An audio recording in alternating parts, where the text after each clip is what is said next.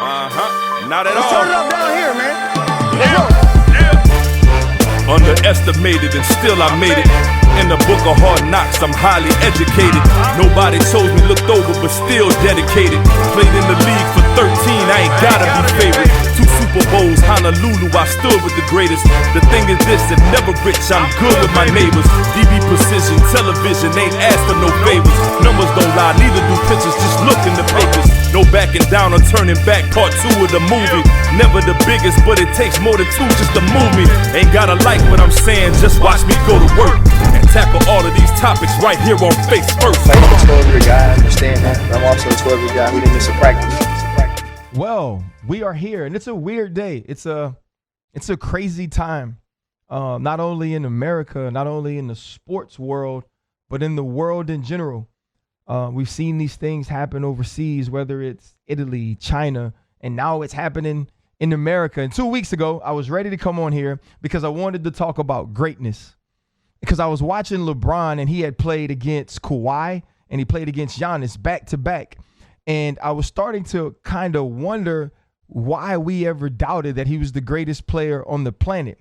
And that doesn't mean that he's the MVP of this season, just as Jordan only won 5 and he didn't win it every year that he could have when he was with the Bulls, when we knew unequivocally he was the greatest player in the world, but they just decided to not give it to him because Charles Barkley had a really good year or because Karl Malone had a really good year. And it was like, yeah, we know Jordan is better and that the Bulls have the best player in the world in the 2-3, but we'll give it to this other guy because Jordan will probably come and win the finals MVP anyway, and he wasn't really tripping on that. So I was really excited to come talk about that, and then I coached a 7-on-7 tournament and lost my voice. I don't know how Coach O does it. I don't know how any of these freaking coaches do it. I coached 6 25-minute freaking 7-on-7 games, and I couldn't talk. I had no voice. And now, Corona had already hit Italy and it hit China. And so I didn't want to come in here and do a podcast without my voice because I didn't want people being like, hold on, RC, you might need to be inside. And so I didn't come and do it. And, then you see the NBA shut down, right? We're sitting at home and, getting ready to watch a game, OKC, Utah, and they shut it down. And, Rudy Gobert, a guy who went out into the media and he was, touching on mics and he touched on a lot of people's stuff in the locker room. It comes out that he's the first reported case in the NBA. So they stopped the game. And then my machismo kicks in, right? My NFL kicks in. And I was like, you know what?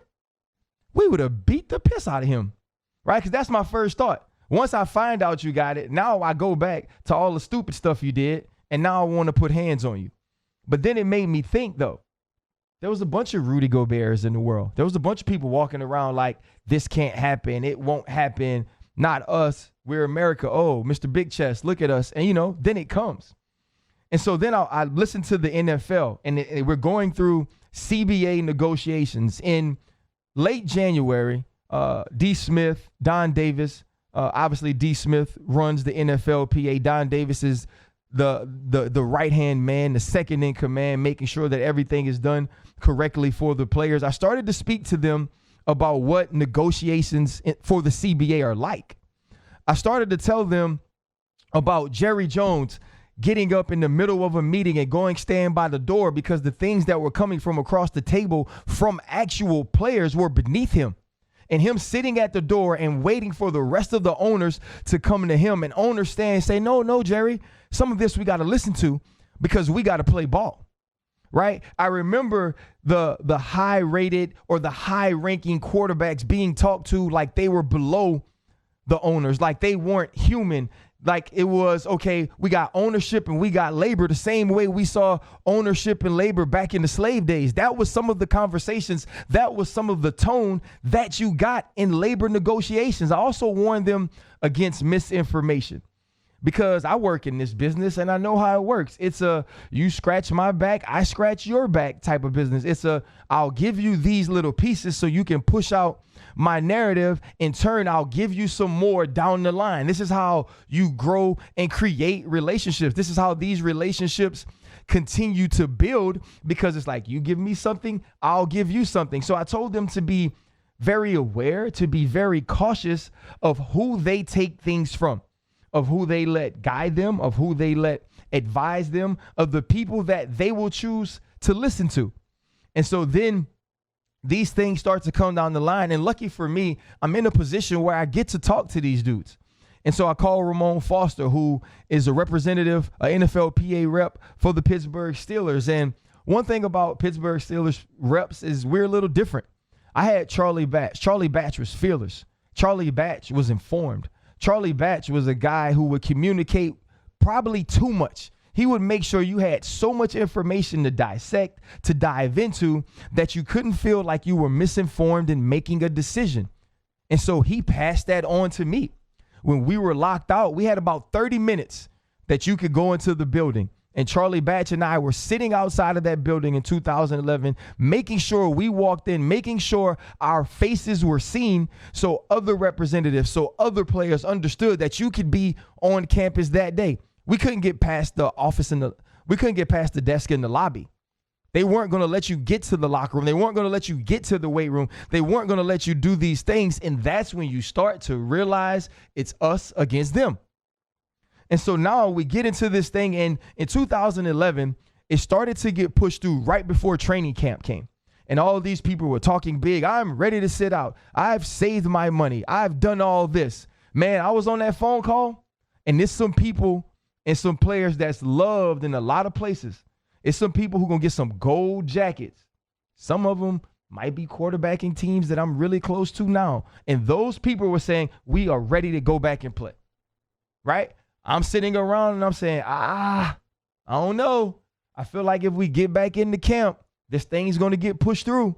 I feel like there's going to be some stuff that's not worked out, because at that time there were things that hadn't been worked out yet, like Commissioner Goodell's power and other things that were going to be negotiated once we got back. So we get back to camp. It goes through. 30 teams vote. It's our time to vote. Those teams have voted yes. Charlie Batch and I stand up in front of the team and we say, look, bro, we can vote however the hell we want. We are going to vote no. That's Charlie Batch and I, but y'all can vote how y'all want. Either way, this thing is going through. And so now I'm calling Ramon Foster and I'm on FaceTime with him, with the guys that I'm trained in, Landon Collins, DeShazer Everett, Lonnie Johnson, because I want them to get all the information that they could possibly get to make an informed decision.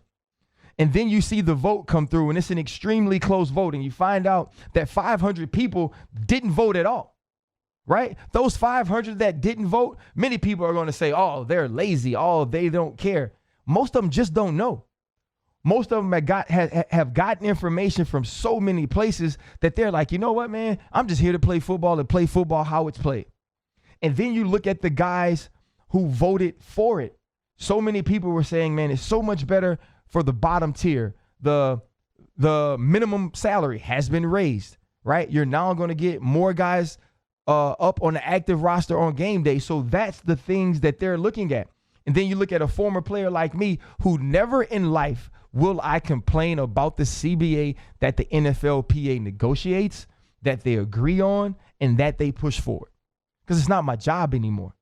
I'm a former player. I remember being in former player meetings, and when you're in these meetings, these old dudes are ruthless. If you think that watching throwback film of like Deacon Jones clothesline people, or Tatum just absolutely decapitate people, or Joe Green body slam dudes before he goes and have a Coke and a smile, you ain't never seen these dudes in a meeting. Right? You've never seen them in a meeting where we're talking about their insurance, or we're talking about their benefits, or their social security, or their line of duties. Bruh, these dudes, you thought going across the middle was tough, or blocking one of them, or getting off the line on Mel Blount was hard. Try telling them that you're taking away benefits, or you're not going to do more things to help them.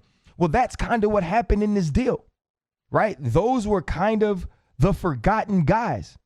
But that's the part about these deals. That's the part about negotiations. Like, the owners aren't going to walk out extremely happy. The players aren't going to walk out extremely happy. Everybody's not going to be cool with what happens, but they're going to try to get a deal that does the most good.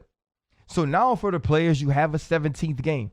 I don't know how this works, right? I don't know, because a lot of times by week 16, we already know who's going anyway. Who in the hell gets the extra home game? Shoot, I don't know how it works. What I do know, they add the extra game, they take away 12 padded practices, and they think that that's supposed to help. What it will help is the linemen, right? The linemen who stand across from each other, their helmets crash every play in practice. You help them by taking some of that off of them. You look for guys who get into the high-speed crashes on the back end, the extra game is probably worse. But again, you got to find a middle ground that makes people happy. You have an extra team in the playoffs. To me, that says, right, if I'm a guy who's minimum wage or who's on the bottom of the salary tier, I can say, dang, if I get to the playoffs, that's an extra check. That extra check doesn't really matter to the big dogs because they take a pay cut. And so many things have gone on, but what we know now is that it's past. What you know now is for a decade, you have labor peace. That's in quotes. You have labor peace, right? And usually that means the owners feel pretty good about what they have. The owners felt good about the other deal. The owners wanted to push that deal forward. They wanted to extend that, but it was not extended because the players wanted more. So you know how it works. It's like going home and saying, say, boo, I'm trying to take a trip with the boys, right? She says, okay, cool. You and the boys can go on a golf trip. Y'all can go on a fishing trip. I don't fish. Seems kind of hard. Seems way too difficult to do in my free time. I'm not trying to work in my free time. I'm trying to chill. But you know you got to take a trip with the wifey, right? You know your old lady, she going to have to go somewhere because you got to give something to get something. That's where they are. And so the NFL, and I talked about kind of that machismo in the beginning, they're still the most macho of the macho. Because guess where we are now? We're in free agency. Shaq Barrett, Ngakoue, Simmons from Denver. All of these different people are now getting the tag. You know why? Because it's business as usual to the NFL. They don't have to cancel games, right? The games are far off. But they want to make sure when you get to that point, we can have the same schedule that we normally have because now we've done some different things. Now we've moved forward. And so now when you move forward, what's the big talk? Where is Tom Brady going to go? At first, it was the Tennessee Titans. Well, nope. Tennessee Titans, you did the smart thing. Mike Vrabel, you are no dummy. Don't put friendship over your pockets. Ryan Tannehill was younger. You guys played well with him. You went to the AFC Championship. Move forward with your guy. Smart thing to do. Then it comes out. I read that Tom Brady's first choice was the San Francisco 49ers. And it made me want to say, the fuck? The fuck? Like, how? Boy, stop. Boy, stop it. What you mean? So you just going to pick the team that just went to the Super Bowl? And they got a guy who they gave $140 million, approximately, and they gonna move him out? So you trying to make Jimmy G your backup again? See, this is what happened. This is what happened, man. It's like when the pretty girl, right? She wasn't pretty at first. Then she becomes extremely pretty, and she's been with the same guy for a long time. It was the guy that she was with before she was attractive. So like at that time, or the guy, they were both fives, right? They were both fives. And then when she became a 10, she started getting him right, making sure his hair was cut right, getting them facials. He got all the new Jordans. Every time the new Jordans come out, he got them. He stayed fresh, and they stay together, but the dude don't really appreciate her like the rest of the world appreciates her. Right? So when she walk in the club, when she walk in the restaurant, dudes are going crazy. But when she's at the house in her joggers, her boyfriend's like, oh, it's just you. Rachel, you always look like this. Right? Because now, Rachel, I'm a 10 too. You see what I'm saying? Like when they got Brady, they didn't have no Super Bowls. Brady was built kind of like a soft donut, right? And so when that happened, they did together and they came up. Now he got TB12, right? He all lean, faced all chiseled, got the nice 5 o'clock shadow beard, and they got 6 championships. So we even. I don't have to treat you different. Like, I ain't got to treat you like all these other people treat you. Like, you my boo. You been my boo. We've been in this thing for 20 years. Where you going to go? Well, what Tom Brady thought was, man, all these people been waiting for me to be in the streets. Then he hit the streets, 49ers, they out. Titans, they out. Now you realizing the grass really ain't greener in these streets like that. It ain't. Now you got an online date, right? You got to go to speed dating. You never know. You never know what's at the speed date. Now watch that show, The Rookie. Man, chick went speed dating, had to hem a dude up.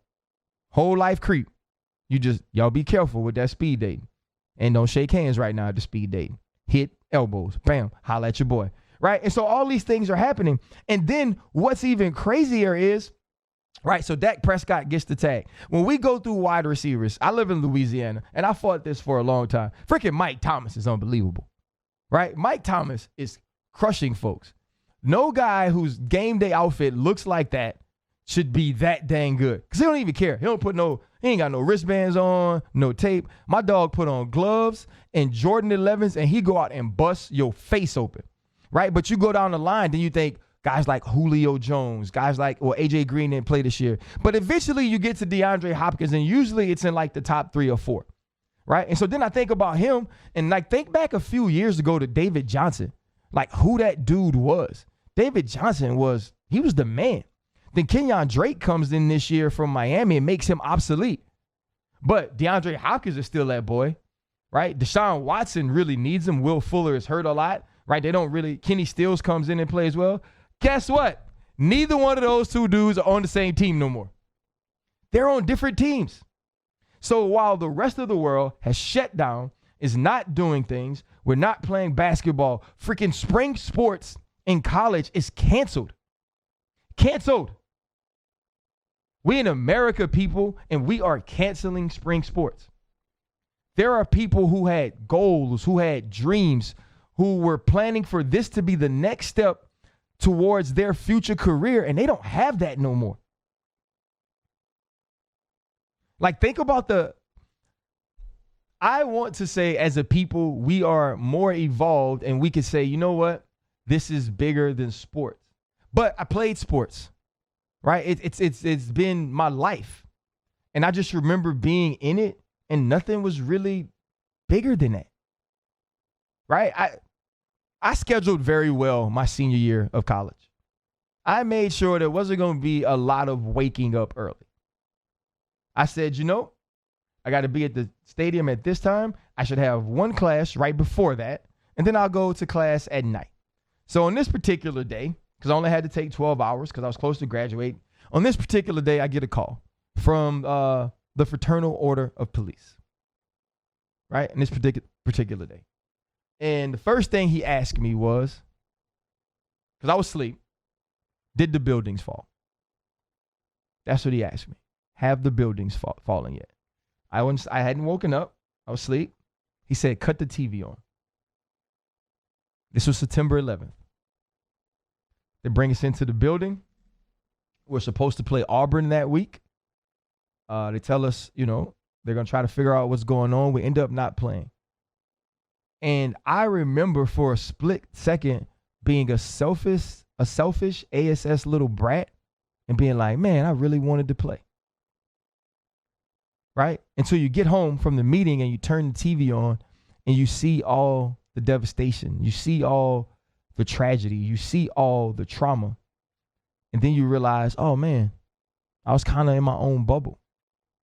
For some people, that bubble never pops.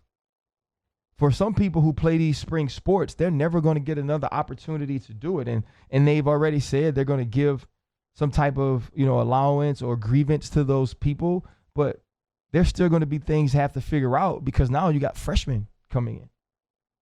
And so when all of these things are going on and all of these things are being canceled, yeah, you feel for them, but you also know that they have no way of getting out of that bubble and seeing what's going on around them and seeing the people who are hurting and seeing who they could help and seeing who they could be helping by just being smart, by just listening, by just not being nasty mother effers. Right? And so that's where they are. And then it's hard because you turn the TV on and you say, you know what? They canceled my season. They don't, we got to stop doing this because of what's going on in the world. But dang, the Texans and the Cardinals can trade two of the best players in the league. But that's where it's at. That's the way we're going to keep moving. There's going to be free agency. Tom Brady, who I believe is probably going to have to end up going back to New England. Don't quote me there. This is just my guess. He may be on the move. we're going to have to talk about it. We don't know what's coming down the pipeline as far as us as humans and far as the way that we're going to need to live so we can survive, so we can take care of each other. But what we do know is football still seems to be rolling. Basketball is saying they'll be back in June. Good thing about that is, man, LeBron James and all of these stars are going to be freaking healthy and they're going to be ready to roll. So it's going to be fun to watch. Until then, it's going to be a lot of freaking Netflix. And so we have things changing. Dak Prescott's now a franchise, which we kind of already knew. Kirk Cousins continues to get richer. How it happens, I don't really know. Got a 2-year extension for like 66 more M's. Washington, you thought you was keeping my man down, but he is not tripping. He took those 2 franchise tags. He got 84 M's, and now he got 66 more. He is not worried about y'all. My man is set for life. But as usual, I got one thing to leave y'all with. And I didn't want this whole thing to be about this virus, but this part is important to me. I love sports.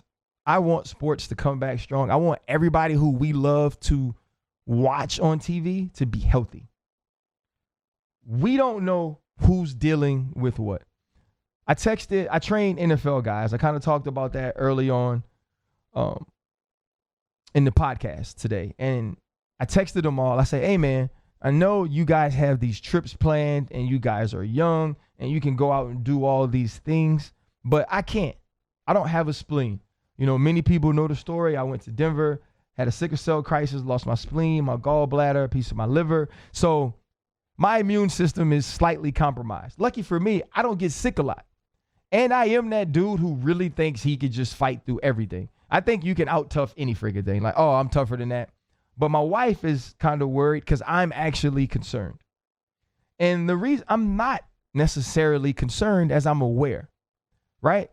One thing I always did whenever I got around new coaches and they were trying to teach me things, I'd always say, show me on film, right? Show me that there's a history of this being played a certain way and it works well. That's what I always wanted to see. Okay, you can show me Charles Woodson playing curl flat in Green Bay, getting the interception and scoring. He didn't get hands on 2. That works. Okay, now I see it. And if I see it, I can figure it out. Or show me something going bad. If I have an idea and you don't think it'll work, show me where somebody did it and it didn't work. Well, we have that. We've seen this happen in other places, right? I worked really hard when I played football to be prepared. And if you were looking at it from the outside, you would think I was scared. I was at work really early, right? 5:30, I'm in the cold tub, the hot tub. I'm stretching, trying to get some film in before the meetings. I do the same thing at lunch. I work out. I go to practice. I stay extra. I get extra reps on tackling, on doing certain things. I then hit the cold tubs. I stretch. I go watch film afterwards. I get home. I do treatment. There was this huge list of things I had to do, and that lasted all the way up to the game. But it wasn't because I was scared. Like, I knew I could do a lot of stuff, and Randy Moss was still going to be faster than me. And I was okay with that, because then when I got home and I had done all the things I was supposed to do, I could say, man, you did everything you were supposed to do. They were just better that day, right? And so that's where I am with this. Wash your freaking hands. That ain't hard, right? Social distance. You ain't got to be in bars and clubs and parties, right? Be careful around your elders. My mom, she has some issues with her lungs. She has some respiratory issues. I'm not going around her. Not because I don't love her, because I don't know if I may be carrying it, and I don't know if I can beat it, but I for sure know that she can't. So I'm going to be smart, because we have the script. We have the playbook. We have the plays on film, so we can be smart. The NCAA was smart. They did the right things. The NBA, you were smart. You did the right things because you had the playbook. So you didn't have to wait to be faced with the plays that you had to adjust to, because you already knew the adjustments, just like we do. I am not for just shutting our lives down if they're not making us shut them down. If the CDC makes a recommendation that we shouldn't be gathered with 50 or more, guess what? I ain't going. Whether it's to go praise the Lord, or whether it's to go hit a baseball and watch people do it, I ain't going. I'm not saying shut your life down, but I am saying let's think about those who may not be in greater shape as we are. I told my guys, they were walking around like Donovan Mitchell. He's saying I'm asymptomatic. It's because you're strong. It's because you're young, right? They could walk in any day and have that virus and spread it, or have a situation to where they're touching people or doing different things and have an opportunity for it to take with someone else, and they would never know. Just as by looking at me, the fact that I work out with them, I can lift what they lift, I run with them, I train with them, I do all these different things, you don't know that my immune system is compromised. So if we just think about the next man and think about doing things the right way, we don't have to ask the questions to know if maybe or maybe not you can kick this thing. So let's love each other, man. Let's spread love, not this shit, right? And be happy going forward. Hey, man, this is Face First Podcast with RC. I wanted to drop one for y'all. Y'all be safe. Y'all be good. Hopefully, I'll see y'all soon. Nobody told me looked over, but still dedicated. Played in the league for 13, I ain't gotta be favorite. 2 Super Bowls, Honolulu, I stood with the greatest. The thing is this, that never rich, I'm good with my name.